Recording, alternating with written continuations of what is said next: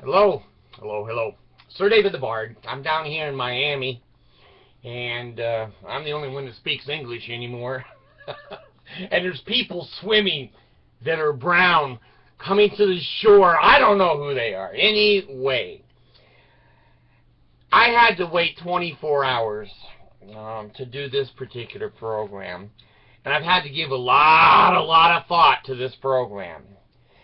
This is one of the most outrageous experiences I've had in Mormonville. Now, let me tell you what happened. You know, I have a daughter. She's almost 11, Allison, Lady Allison, and she said to me, "Dad, can I go to a party?" And I said, "Is it sponsored by the Mormon Church?" She says, "Well, they're Mormons, but there's not the Joseph Smith and the praying." I said, "Okay. If you're going for friendship and they accept you for friendship other than religion, you can go." So she waited to get her little costume on for Halloween, and at 5:30 I took her down the street to where the house was that they were having the party. I dropped her off, and I told her, I said, "Now I don't want you walking home after dark, and you call me when it's over. I'll come and get you." "Okay." So I drive off. Well, it's like 10 after 7, and I say, hell, she's only 11 years old. I better go get her. It's dark as hell. So I go down. Now, I have taken my meds, but you're going to see sometimes they don't hold. I drive down to the street where I drop my child off, and there's all these yellow cones and cars parked sideways that I had to move the cone. What the hell? I got to drive down here and get my kid. So I'm driving down really slow, man. The kids, I mean, this was blocked off for Halloween. Little kids were running in front of my truck, and boy, you had to go really slow. So I get down to a certain point, and a pair of garments walks up to me, my side of my car, and he says, "This is private." I said, "No, it's not. This is a public street." He says, "Well, tonight is private." I said, "Holy hell." I said, "Do you get a permit to close this street?" He says, "Yes." I said, show the Bard how you close a public street." So he goes on his intelligent phone. So he says, "This is the chief of police, and he says we have a right to close this road, and the only two conditions is we have to have every person that resides on this road sign that it's okay to close the road." And the second condition is that we will allow emergency vehicles if needed.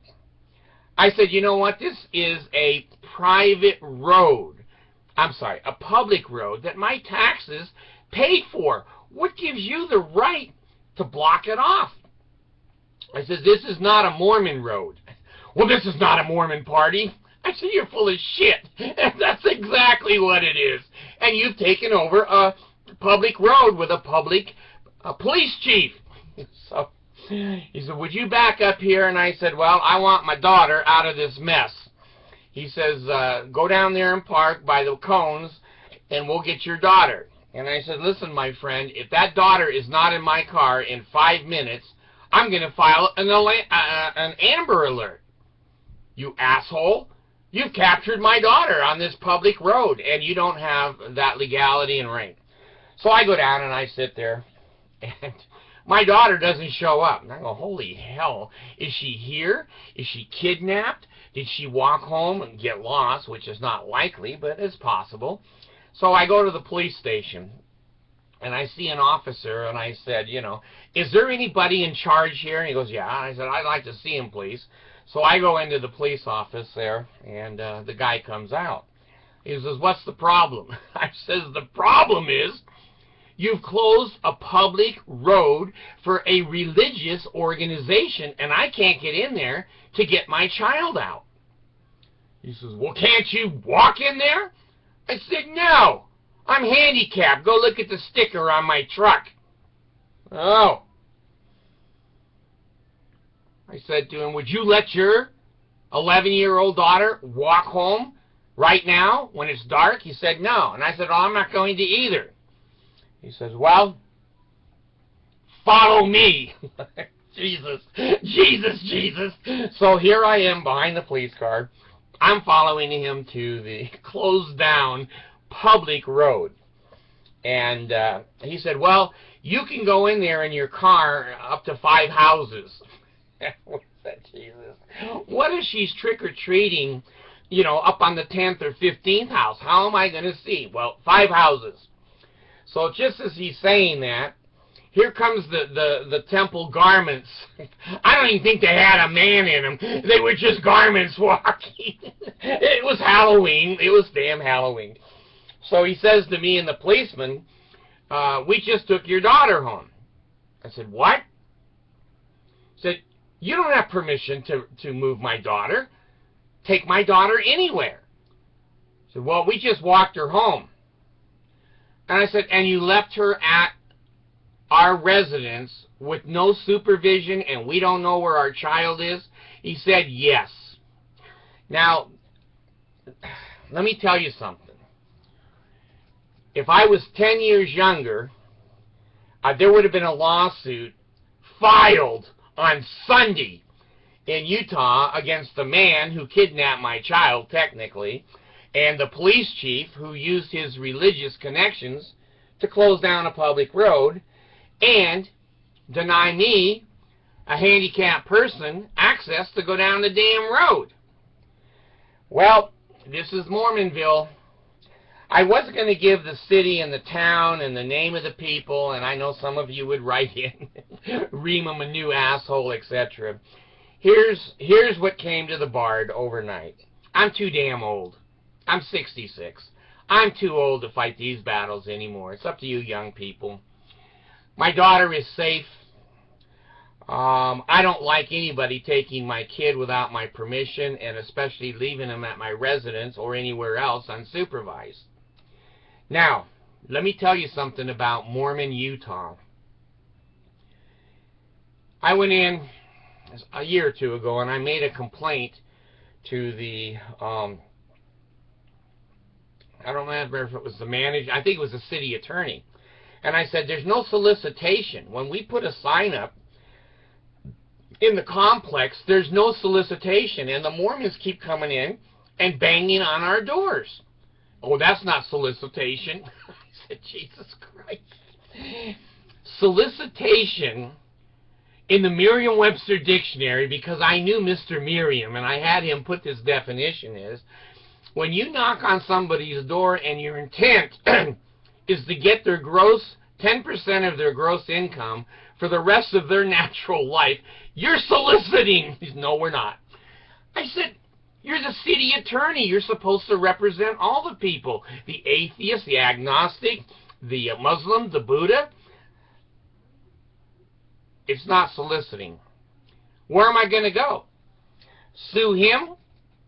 And I told him, I said, well, you know, I could sue the city. He says, yeah, you could, but you won't win. And he was right. He knew that a Mormon jury is going to tell me to, you know, put it where the sun don't shine.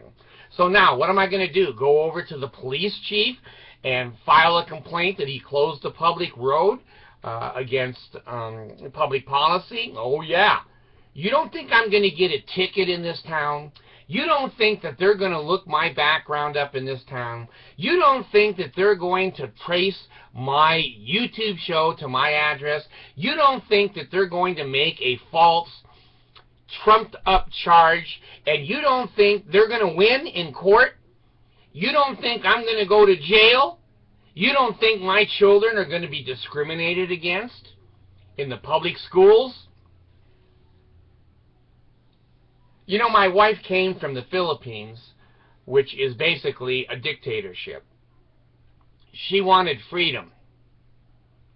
I think she had more freedom in the Philippines than I have in the state of Utah. This, yeah, it could be knocked down if you could get to the Supreme Court.